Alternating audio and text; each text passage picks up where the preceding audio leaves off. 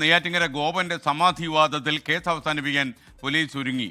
അത് നിലവിൽ അസ്വാഭാവികത ഒന്നുമില്ലെന്നാണ് പോലീസിന്റെ കണ്ടെത്തൽ. അതേസമയം സമാധി സ്ഥലം തീർത്ഥാടന കേന്ദ്രമാക്കാൻ കുടുംബം തീരുമാനിച്ചിട്ടുണ്ട്. 8 മാസങ്ങൾക്ക് മുമ്പാണ് സംസ്ഥാനത്തൊരു സമാധി വാർത്ത ഏറെ ചർച്ച ചെയ്യപ്പെട്ടത്. നെയ്യാറ്റിൻകര ഗോപൻ സ്വാമിയുടെ സമാധിയാണെന്ന് വീട്ടുകാരും അല്ലെന്ന് നാട്ടുകാരും.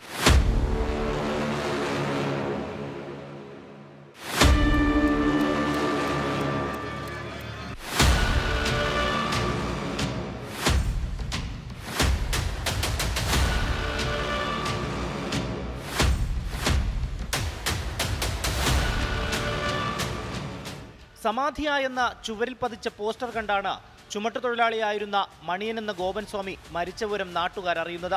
മരണത്തിൽ സംശയമുയർന്നതോടെ ഗോപൻ സ്വാമിയുടെ സമാധി ചർച്ചയായി. സമാധിയുടെ പൂജകളുണ്ട്, കർമ്മങ്ങളുണ്ട്. അപ്പം കർമ്മത്തിൻ്റെ എല്ലാം മോന് നേരത്തെ പറഞ്ഞു കൊടുത്തിട്ടാണ്.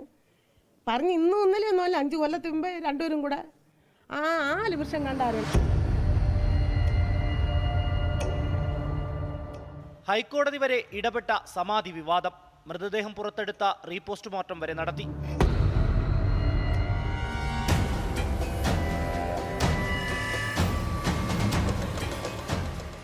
ഇന്ന് ഗോപൻ സ്വാമിയുടെ സമാധി സ്ഥലം ഒരു ക്ഷേത്രമാണ്. നിത്യപൂജയുണ്ട്.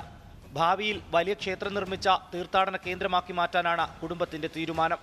ക്ഷേത്രവും മണിയും സമാധി സ്ഥലം ക്ഷേത്രം പോലെ ശിവലിംഗം വെച്ചു. അത് ക്ഷേത്രമായിട്ട് തന്നെ ഞങ്ങൾ കൊണ്ടാടും. നാട്ടുകാർക്കും വീട്ടുകാർക്കും ഒന്നും നമ്മൾ ഒരു തെറ്റും ചെയ്തിട്ടില്ല, മനസ്സിലാക്കണം. ക്ഷേത്രം ഈ തീർത്ഥാടന കേന്ദ്രമായി മാറ്റി. ആന്തരികാവയവങ്ങളുടെ ശാസ്ത്രീയ പരിശോധനാ ഫലങ്ങൾക്ക് വേണ്ടി കാത്തിരിക്കുകയാണ് പോലീസ്. നിലവിൽ പോസ്റ്റ്മോർട്ടം റിപ്പോർട്ടിലും പോലീസിന്റെ അന്വേഷണത്തിലും അസ്വാഭാവികത ഒന്നും കണ്ടെത്താൻ കഴിഞ്ഞിട്ടില്ല. ശാസ്ത്രീയ പരിശോധനാ ഫലങ്ങൾ ലഭിക്കുന്ന മുറയ്ക്ക് കേസ് അവസാനിപ്പിച്ച കോടതിയെ അറിയിക്കും. ശ്രീധർ, 24, തിരുവനന്തപുരം. ലോകത്തെവിടെയായാലും ഏത് സമയത്തും 24 വാർത്തകളും ഓഗ്മെന്റഡ് റിയാലിറ്റി പാക്കേജുകളും എക്സ്പ്ലെയിനറുകളും വിശദമായി കാണാൻ ഞങ്ങളുടെ യൂട്യൂബ് ചാനൽ നിങ്ങൾക്ക് സബ്സ്ക്രൈബ് ചെയ്യാം.